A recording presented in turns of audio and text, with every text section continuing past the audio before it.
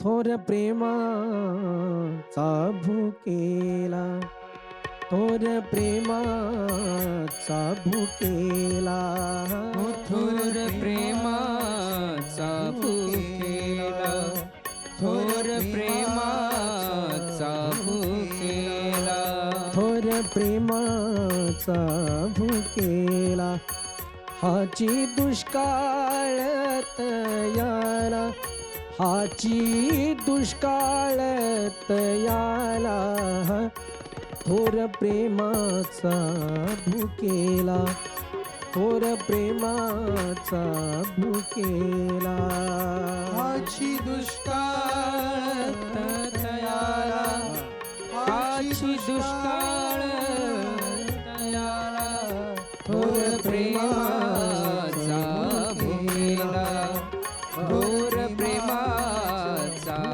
भुकेला, थोर प्रेमाचा भुकेला, हाची दुष्काळ तयाला, हाची दुष्काळ तयाला, थोर प्रेमाचा भुकेला. बस भगवान प्रेमाचा भुकेला आहे उद्धवा. भगवान शुकदेव स्वामी म्हणतात, राजा म्हणून भगवान बेदूरजींच्या घरी जातात, बेदूरजींना भेटतात, बेदूरजींना ज्यावेळेस भगवान दर्शन करवतात, इकडे मात्र भगवंत बेदूर काकाच्या घरी भोजन करतात आणि निघून जातात. भगवान शुकाचार्यांना राजा परीक्षिती आता ही सर्व वंशावळी सांगतात, आकुती, देहुती आणि प्रसूती. आकुतीचा वंश, देहुतीचा वंश आणि प्रसूती मातेचा वंश. एकीच्या घरी यज्ञ नारायण, एकीच्या घरी माता सती आणि एकीच्या घरी बाळ ध्रुव. भगवान कपिल. भगवान शुकदेव स्वामी म्हणतात, राजा ऐक, माता प्रसूतीच्या घरी अर्थात दक्षाच्या घरी माता सतीचा जन्म होतो. सती चरित्र फार गोड बोलतात, आधी सती नंतर पार्वती. दक्षाच्या घरी राजा भगवान शुकदेव स्वामी म्हणतात, सती मातेचा जन्म होतो. सती मातेचा विवाह भोले बाबा सोबत होतो. मात्र दक्ष हा अहंकारी आहे. अहंकारी असलेला दक्ष भोलेनाथाला मात्र मानत नाही. अहंकारी दक्ष एकदा भोले बाबावरती एवढा क्रोधायमान होतो, एवढा क्रोधायमान होतो आणि भोले बाबाला वाईट बोलतो. का? कारण ज्या वेळेस दक्षाकडे यज्ञ आहे, त्या यज्ञामध्ये सर्व देवता उभे राहतात, मात्र भोलेनाथ उभे राहत नाही. म्हणून दक्षाला राग येतोय. अरे माझा जावाई असून माझा जावाई माझा अपमान करतोय. म्हणून दक्षाला राग येतो आणि दक्ष म्हणतो, या अपमानाचा बदला घेतल्याशिवाय राहणार नाही. परिणाम, आज दक्ष अपमान घ्यावा म्हणून परत यज्ञ ठेवतो. तिथे मात्र भोलेनाथाचा अपमान होतो. सती माता पाहते. सती माता म्हणते, जिथे माझ्या भोलेनाथाचा अपमान आहे, जिथे माझ्या महादेवाचा अपमान आहे, तिथे मी राहून काय करू? आणि ज्या दक्षाने हा अपमान केला त्यांनी हे मला शरीर दिलं, हे शरीर तरी ठेवून मी काय करू? म्हणून सती माता अग्नीमध्ये उडी मारतात. आपल्या डाव्या पायाचा अंगठा दाबतात, अग्नी प्रज्वलित करतात आणि त्या अग्नीमध्ये सती माता उडी मारतात, आपला देहाचा त्याग करतात. भोले बाबाला कळतं. भोले बाबा मात्र क्रोधाने लाल होतात. आपल्या जटेमधला एक केश काढतात, दैत्य प्रगट करतात. इकडे येतं वीरभद्र सर्वांचा नायनाट करतो. जे जे हसले त्यांना त्यांच्या पद्धतीने शिक्षा देतात. ज्याचे जसे जसे कर्म आहे तसं तसं फळ देतात. दक्षाचं मात्र शिरच्छेद करतात.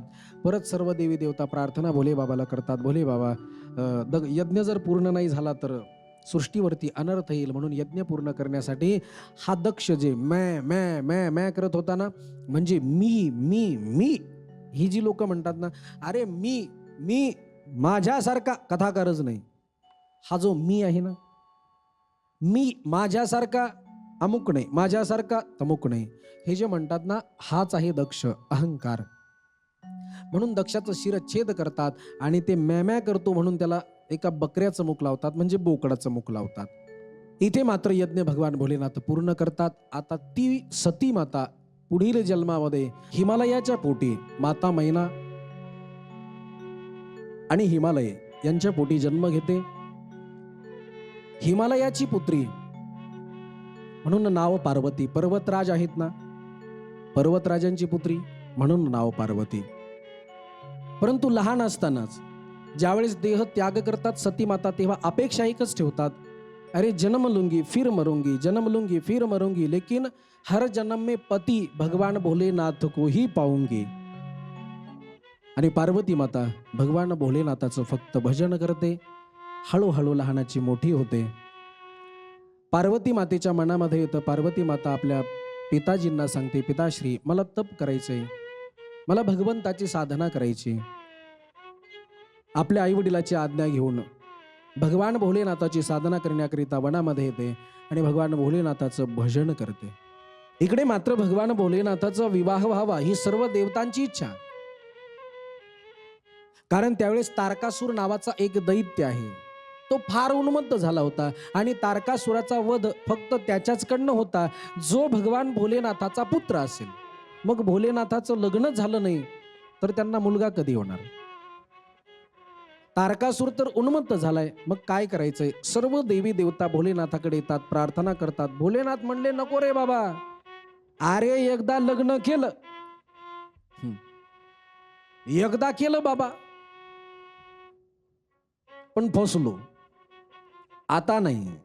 कारण हा जोगी आहे, जोगी जटिल अकाम मन, नग्न अमंगल भेष. म्हणून भोले बाबा म्हणले, नको रे बाबा, एकदा लग्न केलं, आता परत लग्न करण्याची इच्छा नाहीये. देवता प्रार्थना करतात, देवा आमच्यासाठी नाही परंतु या जगाच्या कल्याणासाठी लग्न करा. जर तुम्ही लग्न नाही केलं तर हा तारकासूर कसा मरणार, आणि जर तारकासूर नाही मेला तर या सृष्टीचा सांभाळ कसा होणार? कारण त्याचं मरण फक्त भोले बाबाच्या मुलाच्या हातानेच आहे. आणि प्रत्येकाचं मरण ठरलेलं आहे मायबाप. ऐका, जिथे ठरलेलं असताना तिथे त्याला देव सुद्धा बदलू शकत नाही. ते आपल्या जीवनामध्ये जन्म झालेल्या बाळाला आम्ही 5वी साजरी करतो बघा. 5वीच्या दिवशी 6वी माता येते, आमच्या कपाळावरती कर्म लिहून जाते आणि त्याच पद्धतीने आमच्या जीवनामध्ये घडतं. प्रेमाने बोला, राधे राधे. राधे राधे.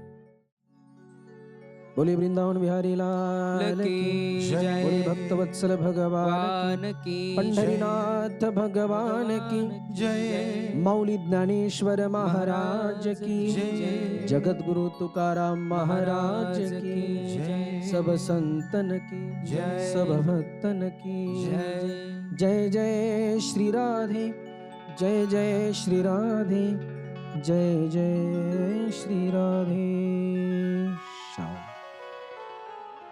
तर भोलेनाथ म्हणले, अरे बाबा आता माझी इच्छा नाही, परंतु देवता म्हणतात, देवा हे ठरलेलं आहे, तुम्हाला लग्न करावं लागेल. म्हणून भोलेनाथ म्हणतात, ठीक आहे. भोलेनाथ म्हणतात, मी लग्न तर करायला तयार आहे, मात्र मला योग्य असावी अशी पत्नी मला शोधा. नारदजी म्हटले, काळजी करू नका देवा, तुमच्यासाठी मी मुलगी कधीच बघितली. भोलेनाथ म्हणले, बरोबर आहे नारदा, हे काम तुम्हीच करू शकता, दुसरं कोण करणार? पण नारद, मी ज्या मुलीसोबत लग्न करणार तिची मला परीक्षा घ्यायची. ठीक आहे भोले बाबा, काय करायचंय? म्हणून भोलेनाथ सप्त ऋषी पाठवतात. सप्त ऋषी जेव्हा पार्वती मातेकडे जातात ना, सप्त ऋषी म्हणतात, अरे पार्वती काय करते आहेस? पार्वती माता म्हणते, प्रभू मला भोले बाबा पती रूपाने हवे आहेत म्हणून मी साधना करते. त्यावेळेस सप्त ऋषी म्हणतात, अगं पार्वती, काय त्या भोलेनाथाला घेऊन बसली? अगं ज्याला राहण्यासाठी घर नाही, अगं एवढंच काय, सदैव दिगंबर अवस्थेमध्ये राहणारा, घालायला ज्याला कपडे नाही, अगं त्याच्याशी लग्न तू करणार? पार्वती मातेच्या डोळ्यात अश्रू येतात आणि पार्वती माता म्हणतात, हे ऋषियो, माझ्यासाठी माझा भगवान भोले बाबा या विश्वापेक्षाही सुंदर आहे. या विश्वामध्ये भोलेनाथांच्या नंतर माझ्या जीवनामध्ये कोणी सुंदर नाहीये बाबा. म्हणून मला माझा भोलेनाथ सोडून दुसरं कोणीही पाहिजे नाहीये. सप्त ऋषींच्या ह्या परीक्षेमध्ये पार्वती माता पास होतात आणि सप्त ऋषी आशीर्वाद देतात. अगं पार्वती, आम्ही फक्त परीक्षा घ्यायला आलो आणि तेही भोलेनाथाच्या आज्ञेवरनं, आम्हाला क्षमा करा. पार्वती मातेच्या आनंदाला पारावार नाही. पार्वती मातेला सप्त ऋषी सांगतात, पार्वती आता तपश्चर्या करण्याची गरज नाही, आता घरी जा. सप्त ऋषी म्हणतात, देवा पार्वती परीक्षेमध्ये पास झाली. भोलेनाथ तयार होतात नारदजी इकडे हिमालयाला आणि मैनेला तयार करतात आणि मोठ्या आनंदाने भगवान भोलेनाथाच्या लग्नाची तयारी सुरू होते. रामायणामध्ये फार गोड विस्ताराने हे चरित्र सांगितलंय, विस्ताराने भोले बाबाचा विवाह सांगितलाय, फार गोड आहे. भोले बाबा असेच असतात. आता भोले बाबाची वरात निघालेली आहे. या वरातीमध्ये सर्वच देवी देवता आहेत. पण भूदेव वेताळ नाचती हर्षयुक्त उमापती. भोले बाबा सर्वांनाच निमंत्रण देतात आणि सर्वच हे भूत प्रेत येतात. कुणाला हात आहेत तर कुणाला पाय नाही, कुणाला पाय आहेत तर डोकंच नाही, कुणाला डोकं आहे पाय आहे तर हातच नाही, कुणाला हातही आहे पायही आहे तर डोकंच नाही, कुणाला डोकंही आहे तर डोळेच नाही, कुणाला डोळे आहे तर दातच नाही. अत्यंत चित्र विचित्र असे भूते वेताळ थै थै थै थै नाचतात. भोले बाबाच्या वरातीमध्ये जातात. सर्व देवी देवता हिमालयाच्या राज्यामध्ये हिमालयामध्ये पोहोचतात. इंद्र वरुण यम कुबेर भगवान विष्णू ब्रह्माजी सर्वच लग्नाला येतात. आणि ज्यावेळेस लग्नाला येतात मैना माता आपल्या जावयाला ओवाळण्यासाठी ताट समोर आणते. मैना म्हणजे पार्वती मातेची माता. मैना आपल्या जावयाला पाहते आणि हातामधलं ताट खाली पडते. या ठिकाणी दोन अर्थ आहेत. पहिला अर्थ आहे मैना माता विचार करते, अरे जो 24 तास काळ गळ्यामध्ये घालून फिरतोय, जो 24 तास काळाला गळ्यामध्ये धारण करून फिरतोय, त्याला मी माझ्या या आरतीने काय ओवाळणार. दुसरा भाव, ज्याच्या डोक्यावरती साक्षात चंद्रमा बसलाय, ज्याला साक्षात चंद्रमा ओवाळतोय, त्याला मी माझ्या या तुपाच्या आरतीने काय ओवाळणार. म्हणून ताट खाली पडतं. आणि तिसरा भाव, कुठल्या आईला असं वाटेल की मला असा जावाई मिळावा, कुठल्या आईला असं वाटेल मला असा जावाई मिळावा. मैना मातेला राग येतो. मैना माता म्हणते, अरे कोणी माझ्या लेकीचं वाटोळं केलं, कोणी माझ्या लेकीला असा जावाई दिला. बोलवा त्या शेंडीवाल्या नारदाला, बोलवा त्या ब्राह्मणाला, का माझ्या लेकीचं असं लग्न लावून दिलं, का माझ्या लेकीसाठी असा वर शोधला, बोलवा त्या नारदाला. म्हणून ताट खाली पडतं. रागाने क्रोधाने लाल होतात. नारदजी प्रगट होतात. राजा हिमालय आणि माता मैना दुःखी आहेत. अरे आमची फुलासारखी सुकुमार कन्या आणि या जोगीच्या सोबत आमच्या मुलीचा विवाह. परंतु तिथे नारदजी येतात आणि नारदजी संपूर्ण इतिहास सांगतात. बाबा, तुम्ही ज्याला नग्न अमंगलधारी वेश समजताय तो आहे, पण तो देवांचा देव महादेव आहे, हे विसरू नका. आणि ही पार्वती तुमची मुलगीच आहे, पण ती या जन्मामधली, पण आनंद जन्मामधली यांचीच आहे ना. अरे मागच्या जन्मामधली ही माता सती आहे, जी की भोले बाबाची पत्नी आहे. आणि तीच सती आज पार्वती रूपाने तुमच्या पोटी जन्माला आली. तुम्ही भाग्यवान आहात. जगज्जननी तुमच्या पोटी जन्माला आली. ती तर भोले बाबाची होती आणि आहे. अरे ती तर माझ्या भोलेनाथाची अर्धांगिनी आहे, शक्ती आहे ना. शक्तीशिवाय देव सुद्धा अधुरा आहे. शक्तीशिवाय भगवान काहीही करू शकत नाही. हिमालयाला मैनाला पटतं आणि आज मोठ्या आनंदाने भोलेनाथाचा आणि पार्वती मातेचा विवाह सोहळा संपन्न होतो. प्रसूती मातेच्या घरी पार्वती माता जन्माला येते. आकोतीच्या घरी यज्ञनारायण आता देहूती मातेचा वंश इथे प्रारंभ करतात, जिथे की कपिल देहूती संवाद आहे. देहूती आणि भगवान कपिल. राजा, ही माता देहूती कर्दमजींना दिली जाते. कर्दम मुनी फार मोठे संत, तपस्वी, साधनाशील. आणि ऐका, साधू संतांचा विवाह व्हावा, यांना संतती व्हावी, ही इच्छा देवाची, म्हणून भगवंताची इच्छा. आणि आज भगवंताच्या आज्ञेने भगवान कर्दमजींचा आणि माता देहूतीचा विवाह होतो. मात्र कर्दमजी म्हणतात, मी देवा विवाह करतो, पण माझी एक अट आहे देवा. कुठली अट? देवा, मला एक पुत्र झाला, मी वनामध्ये निघून जाईल देवा, आणि एक पुत्र दुसरा कोणी नसता तुला यावं लागेल देवा माझ्या पोटी. जर मान्य असेल तर मी लग्न करायला तयार आहे. भगवान म्हणतात, ठीक आहे, मीच तुमच्या पोटी जन्म घेईल आणि कपिल या नावाने मला सर्व ओळखतील. म्हणून कपिल भगवंताचा अवतार म्हणजे देवाचा अवतार आहे. बरं, माता देहूतीचा आणि कर्दमजींचा विवाह होतोय. पण भगवान कपिल हे साधू आहेत, संत आहेत, वनामध्ये राहतात ना. छोटीशी कुटी आहे आणि छोट्याशा कुटियामध्ये निवास करतात. बोले वृंदावन बिहारी लाल की जय. बोले भक्तवत्सल भगवान की, पंढरीनाथ भगवान की जय. मौली ज्ञानेश्वर महाराज की, जगद्गुरु तुकाराम महाराज की, सब संतन की, सब भक्तन की जय. जय श्री राधे, जय जय श्री राधे, जय जय श्री राधे. शाम. माझे गुरुजी कृष्णचंद्र ठाकूरजी फार गोड कथा सांगतात.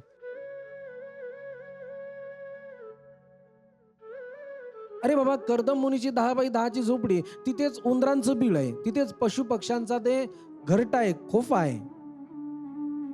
एवढंच नाही, गायी, सिंह, वाघ, लांडगा, कोल्हे ही सर्व पशु पक्षी आपलं वैर विसरतात आणि सरोवरामध्ये एकत्रित पाणी प्यायला येतात. काय अधिकार असेल कर्दम मुनीचा? हे एका महात्म्याच्या साधनेचं फळ आहे. आणि जेव्हा माता देहूती, राजाची कन्या आहे, जंगलामध्ये झोपडीमध्ये येते, देहूती माता तक्रार करत नाही. बघा, कपिल देहूती चरित्र लक्षपूर्वक ऐका. माता देहूतीचा विचार करा. माता देहूती ह्या राजकन्या आहेत, राजकन्या, आणि लग्न झालं एका साधू सोबत, पण कुठलीही तक्रार नाही. जेव्हा माता देहूती येते, माता देहूती म्हणते, महाराज आपलं घर कोणतं आहे? भगवान कर्दमजी म्हणतात, देवी हे समोरचं आपलं घर आहे. मध्ये पाहतात 10x10च्या झोपडीमध्ये उंदरांचं बीळ, पशु पक्ष्यांची घरटी. ज्यावेळेस पाहतात ना, मन खिन्न होतं आणि म्हणतात, महाराज इथे तर हे सर्व पशु पक्षी राहतात. त्यावेळेस भगवान कर्दमजी बोलतात, हे देवी, अरे त्याला आपलं सर्व घर समजतात ना, म्हणून तिथे राहतात. तुम्हाला जर सजवायचं असेल तर सजवा, तुम्हाला जर याला चांगलं करायचं असेल तर ते तुम्ही करा. माता देहूती विचार करतात, काय सजवायचं याला? बाहेर येतात, पाहतात तर हे सर्व पशुपक्षी एकत्रित पाहतात. देहूती मातेच्या लक्षात येतं, जिथे आपण उभे आहोत महान संतांचा हा आश्रम आहे. म्हणून माता देहूतीच्या डोळ्यामध्ये अश्रू येतात. पण कर्दमजी म्हणतात, अरे देवी, मी थोडीशी साधना करतोय, भजन करतो, तुम्ही घर स्वच्छ करा. आणि कर्दमजी साधना करायला बसतात ना, काय घडतं? भागवतामध्ये स्पष्ट आहे, कर्दम मुनी 1 नाही, 2 नाही, 3 नाही, तर तब्बल 40 ते 42 वर्ष समाधीमध्येच बसतात. मग एवढे दिवस माता देहूतीने काय केलं असेल? अरे पती घरी नाही, जो बघत पती घरी नाही म्हणून एखादी मुलगी तर निघून गेली असेल. माता देहूतीने असं नाही केलं. माता देहूतीला माहिती आहे ना, म्हणून माता देहूतीने कर्दम मुनीची सेवा केली. आली तेव्हा फार सुंदर होती, राजकन्या होती. आता 40-42 वर्षानंतर जेव्हा डोळे उघडतात, डोळे उघडून पाहतात तर एक स्त्री आपल्या झोपडीतनं बाहेर येते. पांढरे केश झालेले आहेत, केस जंगल झालेलं आहे, अगदी साध्वी अवस्थेमध्ये उभी आहे. आणि कर्दम मुनी बोलतात, अरे देवी, कौन हो आप? और इस हमारी कुटिया में क्या कर रही हो? बघा, लक्ष द्या. माता देहूती पाहते, डोळ्यात अश्रू येतात आणि माता देहूती प्रणाम करते. अरे महात्मा, आप क्या कहते हो? हे महाराज, माझा तुमच्या सोबत विवाह झाला, तुम्ही मला विवाह करून इथे आणलंय, तुम्ही विसरलात का? अहो, आलो त्याच दिवशी तुम्ही समाधीमध्ये बसलात. कर्दमाच्या लक्षात येतं, अरे देवाच्या सांगण्यावरनं मी लग्न केलं होतं आणि आज इथे मी बसलोय. लक्षात येतं, अरे देहूती तेव्हापासून इथे उभी आहे की काय? म्हणून कर्दम मुनी म्हणतात, अगं देवी, ज्या अर्थी तुझे केश पांढरे झाले, ज्या अर्थी तुझी ही अवस्था झाली, त्या अर्थी मी 1-2 दिवस नाही, कदाचित अनेक वर्ष तपश्चर्येमध्ये बसलो होतो. किती दिवस झाले आणि एवढा काळ तू तुझ्या बाबाकडे नाही गेलीस. माता देहूतीचे वाक्य फार गोड आहेत, ते महत्वाचे आहेत. माता देहूती म्हणते, महाराज, ज्या दिवशी माझ्या डोक्यावरती अक्षदा पडल्या आणि ज्या दिवशी मी तुमच्या नावाचं कुंकू या कपाळावरती धारण केलं, ज्या दिवशी माझ्या गळ्यामध्ये तुमच्या नावाचं मंगळसूत्र आलं ना बाबा, त्या दिवसापासून माझा जन्मदाता पिता, जन्मदाती माता, माझं गाव, माझ्या पित्याचं जे काही असेल ते माझं संपलं. आता माझं सर्वस्व काय असेल तर ते फक्त तुमचं आहे. विवाह हे एक परंपरा आहे, एक संस्कार आहे. महाराज, लग्न झालं म्हणजे मुलीसाठी आपल्या माहेरची नाती तुटली जातात. माहेरचा खऱ्या अर्थाने काही संबंध नसतो, पण आता आम्ही लावून घेतो तो भाग वेगळा. म्हणून देहूती माता म्हणतात, हे महात्मन,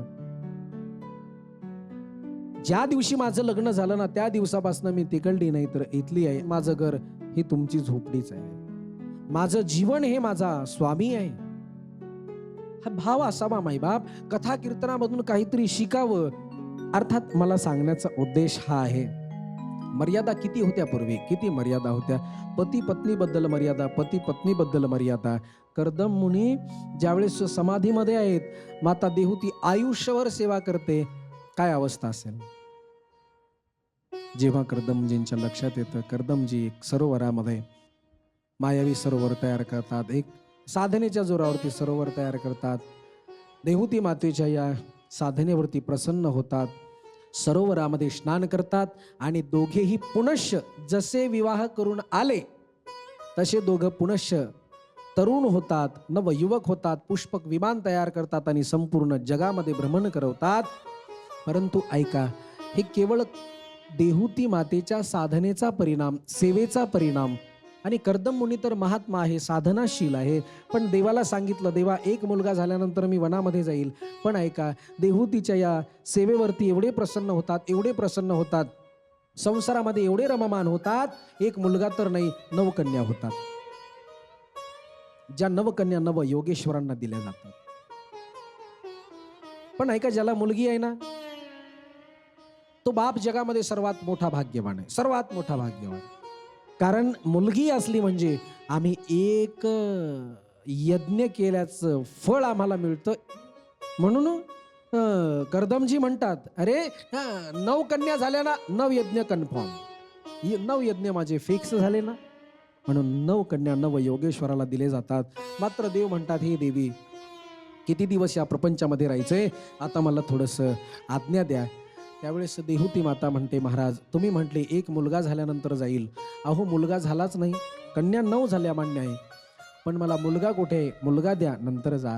आणि दावे होतात ते भगवान कपिल. कपिल भगवंत देवाचा अवतार आहे. म्हणून एकदा सर्वांनी मोठ्या प्रेमाने जयघोष करा. बोले कपिल भगवान की जय, बोले कपिल देव भगवान की जय. भगवान कपिलाचा जन्म होतो. आता कर्दमजी हात जोडतात, देवी तुम्ही याची घरी सेवा करा, मी याची जंगलामध्ये सेवा करतो. भगवान कर्दमजी निघून जातात. कपिल भगवान लहानाचे मोठे होतात, रांगायला लागतात. आता मात्र मांडी घालून बसतात. हळूहळू हळूहळू कपिल भगवंताचं तेजपुंज, ते ज्ञानही प्रगट होतं. देहूती माता सर्वसामान्य नाही. देहूती माता एका ऋषीची पत्नी आहे ना, आणि साधूची सेवा केलेली आहे, आपल्या पतीची सेवा केलेली आहे. देहूती मातेलाही ते ज्ञान आहे. देहूती मातेला माहिती, अरे ज्याला आपण मुलगा समजतो, माझ्या पतीने आधीच मागून घेतलंय, हा मुलगा नाही तर साक्षात ब्रह्मांडाचा नायक माझ्या घरी मुलगा बनून जन्माला आला. म्हणून माझ्या घरी मुलगा बनून जन्माला आला ना, पतिदेव सांगून गेले, देवी तू याची घरी सेवा कर आणि जीवनाचं कल्याण कर, मी याची वनामध्ये सेवा करतो. परंतु देहूती माता म्हणतात, याची सेवा करण्याच्या छंदामध्ये, अरे याची सेवा करायला पाहिजे, परंतु याच्या पुत्रमोहामध्ये मी एवढी गुरफटले की मी माझं कल्याण कधी करायचंय हेच विसरून गेले. म्हणून एक वेळेची घटना बघा. भगवान कपिल माता देहूतीचे पुत्र आहेत, परंतु आज देहूती माता कपिल भगवंताला सिंहासनावरती बसवते. जसं आज मी इथे बसलोय, सुंदर सिंहासन सजवते. देहुती माता आपल्याच मुलाला तिलक करते. देहुती माता पुष्पक माला घेते, म्हणजे हार घेते, आपल्या मुलाच्या गळ्यामध्ये टाकते आणि श्रोता बनून अशी समोर बसते. देहुती माता कपिल भगवंताच्या समोर बसतात आणि हात जोडतात. हात जोडून म्हणतात, हे देवा प्रणाम करते तुला. त्यावेळेस कपिल देव म्हणतात, ए मा, अगं मी तर तुझा मुलगा आहे ना, आणि तू का मला हात जोडतेस? माता देहुती म्हणते, देवा हीच तर तुझी लीला आहे. आज माझ्या घरी मुलगा बनून आला, कोणाचं तरी कुठेतरी नातं तुझं जोडलेलंच आहे रे. आज नको रोखवूस देवा, आम्हाला माहिती तू कोण आहेस, रोखवू नकोस. काही प्रश्न आहेत त्याची फक्त उत्तर दे. इथे कपिल आणि देहुती संवादाला प्रारंभ होतो. फार गोड संवाद आहे. माता देहुती आता प्रश्न करते, हे प्रभो, माझे पतिदेव अर्थात कर्दम मुनी तर वनामध्ये आपल्या जीवनाचं कल्याण करण्याकरिता, तुमची साधना करण्याकरिता गेले, पण आज माझ्या घरीच देव आला, म्हणून आता माझ्या देवाची मला सेवा करायची आणि मला काही प्रश्नांची उत्तरं जाणून घ्यायची. म्हणून देवा मला एक सांगा, माझं मन एवढं खिन्न आहे, एवढं चंचल आहे देवा, माझे इंद्रिय एवढे बलवान आहेत.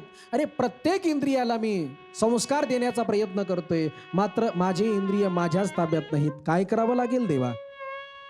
भगवान कपिल हे सर्व प्रश्न ऐकतात. देवा माझे इंद्रिय बलवान आहेत, माझे इंद्रिय माझ्या ताब्यात नाही, प्रत्येक इंद्रियाला मी ते संस्कार देतो, मात्र ते माझ्या ताब्यात नाही. काय करावं लागेल प्रभू? मी काय करू? माझं मन विचलित होतं, माझे इंद्रिय माझ्या ताब्यात नाही. काय करू देवा? आता मात्र कपिल भगवान हे ऐकतात आणि बोलायला प्रारंभ करतात. मा हे इंद्रिय प्रत्येकाचेच बलवान आहेत, पण या इंद्रियाला चालवणारा मन हा त्याचा राजा आहे. मन इंद्रियाचा राजा. मग मा या इंद्रियाला एकत्रित करण्यासाठी, अर्थात या इंद्रियावरती कंट्रोल प्राप्त करण्यासाठी, या इंद्रियावरती विजय मिळवण्यासाठी एकच साधन आहे माता, आणि ते म्हणजे प्रभू नामचिंतन. कारण इंद्रियांचे घोडे देखना इंद्रियों के घोडे भगे, आणि याच्यामध्ये कोडे लावण्यासाठी उनमे हरदम ये संयम के कोडे लगे. ते कशाने लागतील? अपने रथ को सुमार्ग लगाते चलो, आणि प्रभू चिंतन गात रहा, कृष्ण गोविंद गोपाल गाते चलो. मा जर आमचं मन इकडे तिकडे भटकलं ना, कारण हे मन फार चंचल आहे ना मा, हे जर भटकलं ना तर इंद्रिय भटकतात. कबीर बाबांचं एक वाक्य सांगतो ऐका. कबीर बाबा बोलतात, अरे मन गया तो जाने दे. कबीर बाबांचे फार गोड वाक्य. मन गया तो जाने दे, मत जाने दे शरीर. कबीर बाबा म्हणतात, अरे बाबा हे मन, या मनाला कुठेही भटकू दे, पण शरीराने ते पाप कर्म करू नकोस तू. याचा अर्थ इंद्रिय बलवान आहेत महाराज. त्वचेला स्पर्श आवडतो.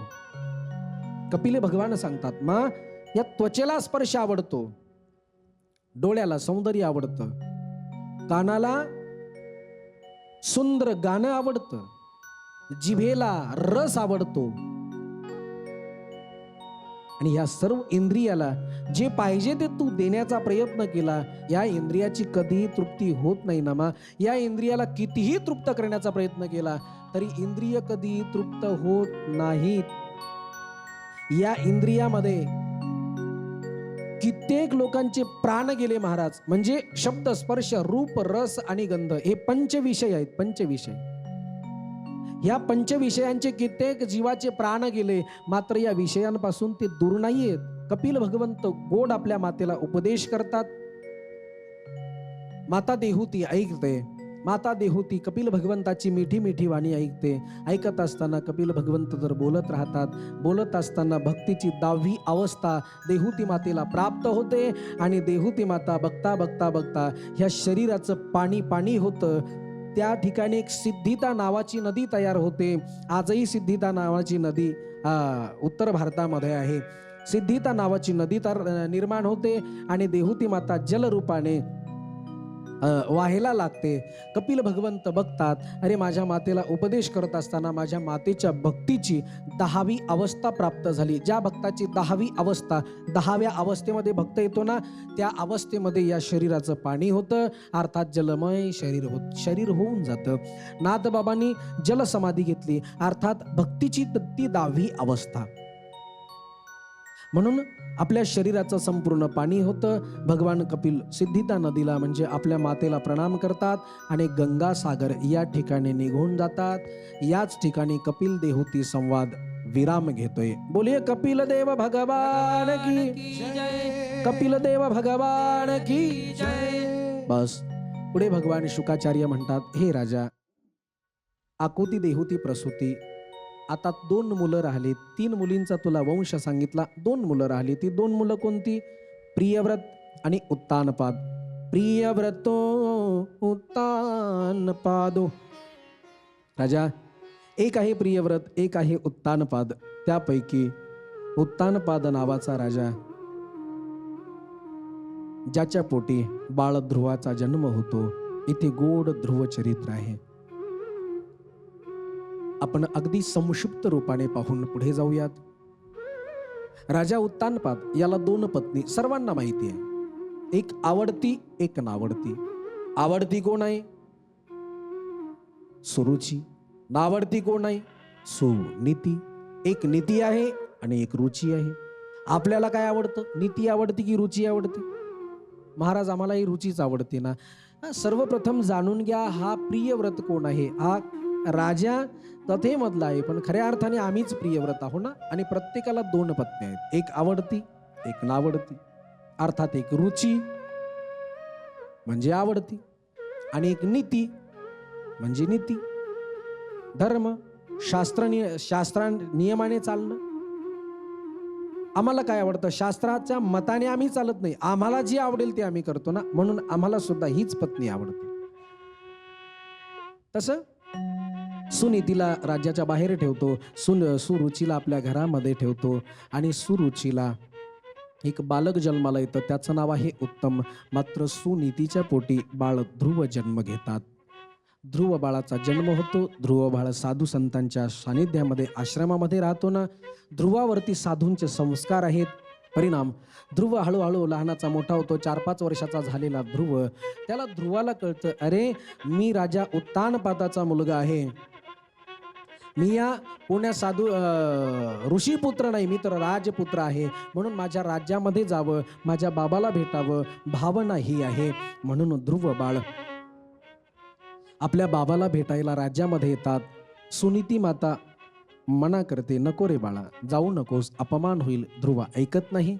ध्रुव आपल्या बाबाकडे जातो, बाबाकडे पाहतो, मांडीवरती बसतो. तेवढ्यामध्ये सुरुची येते आणि Suruchi top top top top पावला टाकत येते.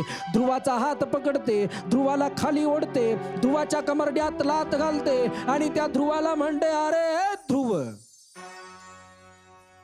तुला जर ही गादी पाहिजे असेल, तुला जर ही मांडी पाहिजे असेल, तर जा वनामध्ये भगवंताचं भजन कर. जेव्हा देवाचं भजन करशील ना, देवाचं भजन करून देव प्रसन्न होईल. त्या देवाला म्हणावं, अरे देवा, मला आधी सुरुची मातेच्या पोटी जन्म घाल, तेव्हा तुला ही राज्यगादी मिळेल. भगवान शुकदेव स्वामी म्हणतात, राजा, काय केलं या सुरुचीने? या रुचीने देव आपला गर्भ देवापेक्षाही श्रेष्ठ ठरवलाय. ध्रुव रडत रडत येतात, आपल्या मातेकडे येतात. माता सुनीती ध्रुवाला पाहते, बाळा काय झालंय? मा, माझ्या मातेने माझा अपमान केला. बेटा, काळजी करू नकोस. अरे होत असतं, आपल्याला लोक त्रास देतात, काळजी करू नकोस. नाही मा, हा देव कुठे राहतो? देव कसा असतो? कुठे भेटतो? महाराज, ज्यावेळेस चिमुकला ध्रुव देवाबद्दल विचारतो ना, आईच्या डोळ्यात अश्रू येतात. बाळा, तो कुठे नाही, हरी व्यापक सर्वत्र समान.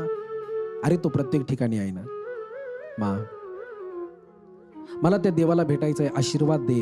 ध्रुव 5 वर्षाचा आईचा आशीर्वाद घेऊन निघतो. मा मना करते, नाही मा, मला देव बघायचा, देवाला भेटायचं. आशीर्वाद घेतो, वनाच्या दिशेने निघून जातो.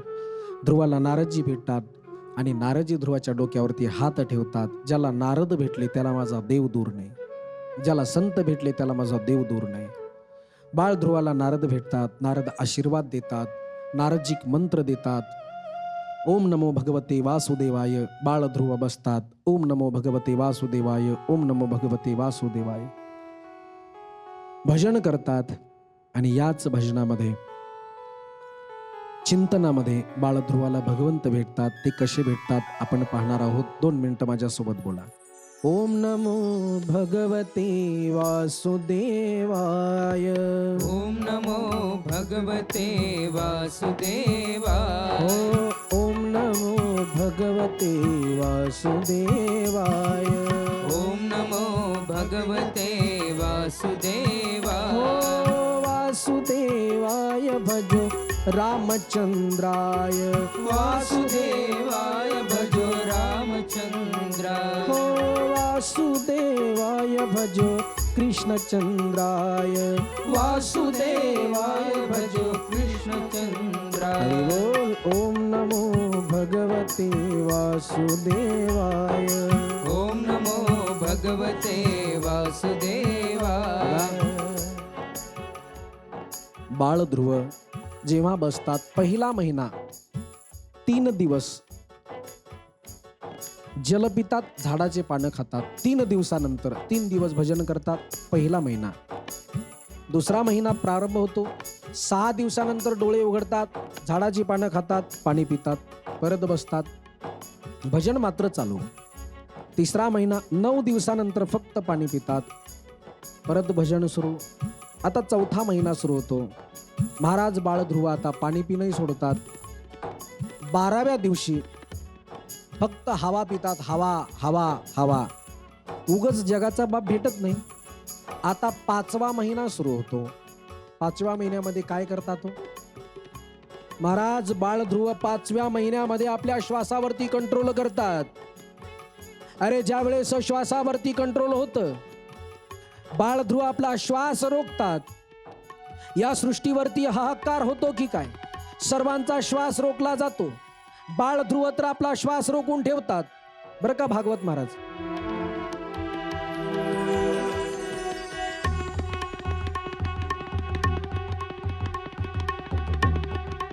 बाळ ध्रुव आपल्या श्वासावरती विजय मिळवतात. आपला श्वास रोखून ठेवतात. अंतःकरणामध्ये भगवंताची मूर्ती साठवलेली आहे. तेवढ्यामध्ये सर्व पशु पक्षी खाली पडतात. सर्व देवी देवता धावत पडतात. अरे देवा देवा देवा, प्रलय येणार की काय? देवा देवा, प्रलय येणार आहे का? त्यावेळेस भगवान म्हणतात, अरे बाबा कोणी घाबरू नका, घाबरू नका, घाबरू नका. अरे एक माझा चिमुकला भक्त आहे, त्याने त्याचा श्वास रोखला आणि या सृष्टीवरती प्रलय नाही तर त्याने श्वास रोखला, म्हणून सृष्टीचा सर्व श्वास रोखला गेलेला आहे. म्हणून तर सृष्टीचा श्वास रोखला ना. म्हणून घाबरू नका, चिंता करू नका, शांत बसा. तो माझ्या दर्शनाची वाट बघतोय. सर्व देवी देवता म्हणतात, देवा लवकर जा, देवा लवकर जा, त्यांना दर्शन द्या. लवकर नाही गेले तर आता आमचं रामनाम सत्य होईल. देव म्हटले, अरे वेड्यांनो, त्यांना दर्शन द्यायला नाही तर त्यांचं दर्शन मी घ्यायला जाणार. देवता म्हणले, घ्यायला जा, नाही अन्यथा द्यायला जा, पण लवकर जा. आता मात्र भगवंत गरुडावरती बसतात. बाळ ध्रुवाच्या समोर येतात. ध्रुव डोळे बंद करून बसलेले आहेत. भगवान विचार करतात, ध्रुव माझं भजन करतो. ध्रुवाच्या अंतःकरणामध्ये मूर्ती आहे.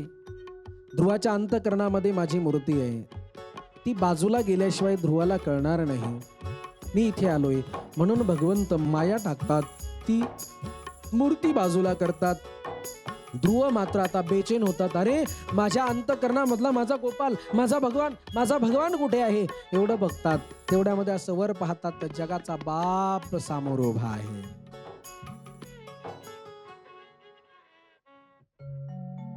जगाचा बाप डोळ्यासमोर उभा दिसतात. ध्रुव फक्त टकमक टकमक देवाकडे पाहत राहतात आणि देव ध्रुवाकडे पाहतात. दोघे फक्त एकमेकाकडे पाहतातच, बाकी काहीही करत नाहीत. भगवंताच्या लक्षात येतं ध्रुवाला माझी स्तुती गायची, कारण ध्रुव भगवंताचं सौंदर्य पाहतो आणि तिथेच सर्वस्व विसरून जातो. ध्रुवाला पाहिजे होती राजगादी, बाबाची मांडी, मात्र ध्रुव देवाला पाहतो आणि सर्वच विसरतो. भगवंताच्या लक्षात येतं, भगवान म्हणतात माझी स्तुती गायची पण बोलता येत नाही. महाराज ते देवही बोलत नाही, ध्रुवही बोलत नाही. देव का बोलत नाही? देव याचा विचार करतो, 5 वर्षाचा चिमुकला एवढी खडतर तपश्चर्या यांनी कशी केली असेल, म्हणून देव आश्चर्य आहेत. आणि ध्रुव का बोलत नाही? कारण ध्रुवाला बोलण्याचं ज्ञान नाही. म्हणून भगवंत शंख त्याच्या गालाला लावतात आणि ध्रुव बोलायला प्रारंभ करतात. मुखम करोति वाचालम पंगुम लंघ एते गिरिम यत्कृपातमहं वंदे परमानंदम माधवं. शंख कपोलाला लावल्यानंतर ध्रुव बोलायला लागतात. ध्रुव भगवंताची स्तुती करतात. भगवान म्हणतात, ध्रुवा माझी स्तुती करू नकोस, तुला काय पाहिजे माग. देवा देखिले तुमचे चरण, निवांत राहिले मन. आता कुठे जाण्याची गरज नाही देवा. भगवान म्हणतात, नाही ध्रुवा, एक काम कर, तू तर माझ्या धामाला येणारच आहेस, पण ज्यासाठी तू तप केलं ते कर. ध्रुवाला भगवंत राज्य देतात. ध्रुव अनेक वर्ष राज्य करतात. ध्रुवाचा सन्मान आपल्या राज्यामध्ये होतो. ध्रुव अनेक वर्ष राज्य करतात. आता मात्र राज्य करून ध्रुव बाळ कंटाळतात. ध्रुव म्हणतात, अरे ज्याला देव भेटला तो काही या माया मोहामध्ये फसलाय. आता हे नाही देवा, देवा हे देवा, आता मला राज्य नको, मला माझं धाम पाहिजे. म्हणून परत ध्रुव भजन करतात. भगवंताच्या धामावरनं विमान येतं आणि ध्रुवाला सदैव घेऊन वैकुंठाला निघून जातं. बाळ ध्रुव लोकामध्ये जातात. आजही आपण ध्रुव तारा पाहतोय. याच ठिकाणी बाळ ध्रुवाचं चरित्र संपलं जातं. पुढे वंशावळी सांगतात.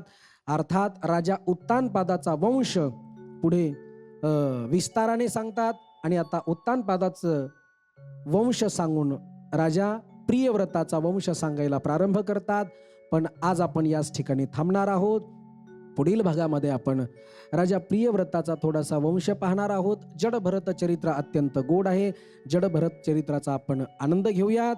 आज आपण याच ठिकाणी थांबूयात. सर्वांनी मोठ्या प्रेमाने फक्त जयघोष करा आणि आपल्या वाणीला विराम देऊयात. बोलिए भक्तवत्सल भगवान की जय, गोपाल कृष्ण भगवान की जय, श्रीमद् भागवत महापुराण की जय. जय जय श्री राधे, जय जय श्री राधे, जय जय श्री राधे.